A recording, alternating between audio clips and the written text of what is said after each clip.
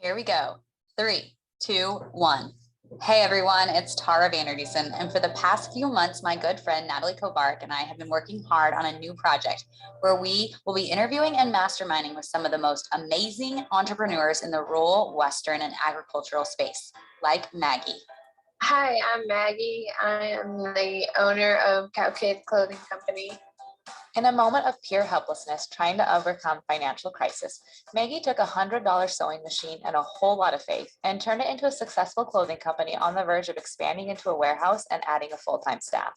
I think that this year is definitely going to be the year that we expand into a lot of new markets. Over the last 4 years, even though there's been a lot of hardships with the copying, there's also been a lot of blessings. There's also been a lot of people wanting to carry our line who, have a boutique or a small store. And we haven't been able to do that because we could barely keep up with our own orders. Moments like these of believing in an opportunity and going for it are the starting point for some of the stories we share on our new show.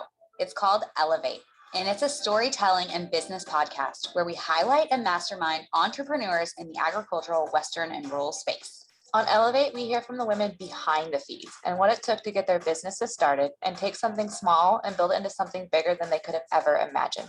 Women like Sandy Brock, founder of Sheepishly Me, YouTube extraordinaire. It's those connections that I'm really finding, like if you search hard enough and get through the weeds of analytics and really start to look at your comments and your connections that you're making, that's why we're doing it, right? Is that human connection and how deep it can really, really be. Along with interviews, we also have mastermind episodes where women come on to openly work through businesses. Women like Marissa, who is a veterinarian, building multiple businesses and struggling to balance it all. And so I guess, there's a lot going on. And so I'm looking for resources, I guess, to outsource some of that, as I'm building content, repurpose content and build it out for a program that can happen multiple years without having to recreate all of that content.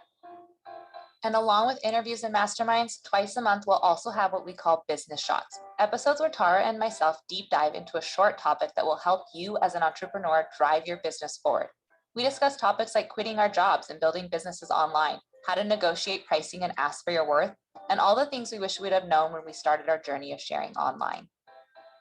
Yeah, and I think, going forward to what the rest of our journey looked like, I think you and I are both firm believers in being in alignment with what you love to do. And so, I said it took me like a week to realize like those fears were just like unbounded. Like it was just my own mental roadblocks. And it truly was because when I was in alignment, like I was so much happier with what I was doing, but I was also, that led to making more money. Like, so money was like a huge issue for me, like worrying about letting go of that, regular paycheck. But as soon as I made that leap, it just was amazing to see what happened and the opportunities that like came up and just how differently I started thinking about things strategically for my milkmaid, more like a business.